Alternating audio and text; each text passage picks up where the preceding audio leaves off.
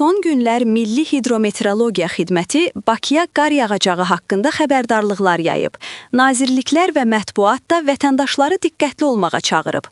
Ancaq proqnozlara baxmayaraq, paytaxtda qarın düşməsinə dair heç bir əlamət yoxdur.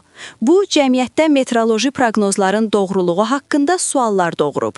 Meteoroloq Cavid Hüseynov Yeni Sabaha açıqlamasında qeyd edib ki, Bakıda qar yağmamasının bir neçə əsas meteoroloji və coğrafi səbəbi var. Bakıda qar yağacağı ilə bağlı gözləntilərin tam gerçəkləşməməsinin bir neçə əsas meteoroloji və coğrafi səbəbləri var.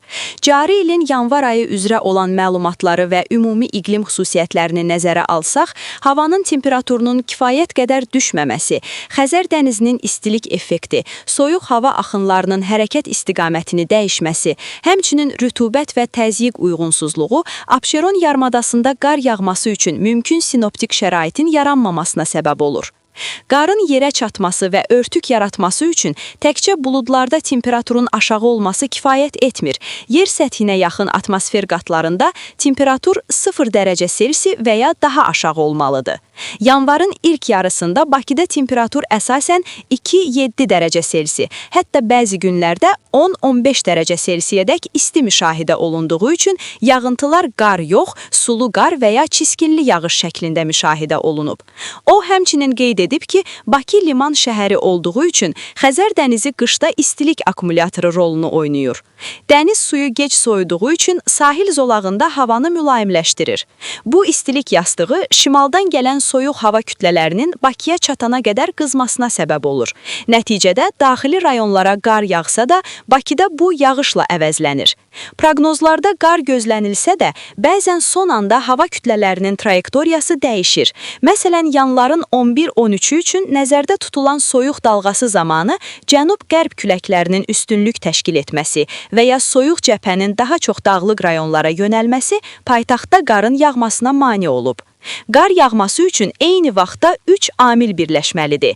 Kifayət qədər soyuq hava, yüksək rütubət və uyğun atmosfer təzyiqi. Yanvar ayının bəzi günlərində soyuq olsa da, hava kütlələri az rütubətli, bəzən isə əksinə, rütubət olsa da hava çox mülayim keçib. Qarın yağmamasının əsas səbəbi proqnozun yanlışlığı deyil, Bakı şəhərinin iqlim şəraiti ilə əlaqədar olaraq soyuq hava cəbhəsinin dəniz üzərində gücünü itirməsidir. Meteoroloqun məlumatına görə proqnozlar fevralın ortalarında havaların soyuq keçməsi və qar örtüyünün yaranma ehtimalını göstərir. Yanvar ayının 16-sından 22-sinədək Bakıda havanın yenidən soyuyacağı, sulu qar və zəif qar ehtimalının artacağı gözlənilir. Uzunmüddətli proqnozlar fevral ayının ortalarında 15-22 arası havaların soyuq keçməsi və qar örtüyünün yaranma ehtimalının olduğunu göstərir. Hava proqnozu modelləri Bakını sadəcə xəritədə bir nöqtə kimi görmür.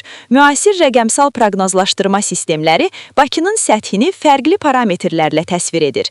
Məsələn, Abşeron yarımadasının quru yarım səhra torpağı ilə şəhərin beton binaları arasındakı fərq nəzərə alınır. Bakının mərkəzindəki tikililərin gündüz istiliyi udub, gecə yavaş buraxacağını riyazi olaraq hesablayır. Xəzər dənizinin suyunun temperaturu modellər üçün ən mühüm daxil olma məlumatıdır. Modellər dəniz üzərindəki rütubətin şimal küləyi, xəzri ilə şəhərə nə qədər daşınacağını simulyasiya edir. Əgər dəniz suyu istidirsə, məsələn, yanvar ayında 8-10 dərəcə Selsi, model avtomatik olaraq bu istiliyin yağan qarı yerə çatmadan sulu qara çevirəcəyini təxmin edir. Bakının amfiteatr forması, dəniz səviyyəsindən aşağı olan sahil hissəsi və hündür sıldırımlı təpələri modellərdə yüksəklik fərqi kimi qeyd olunur.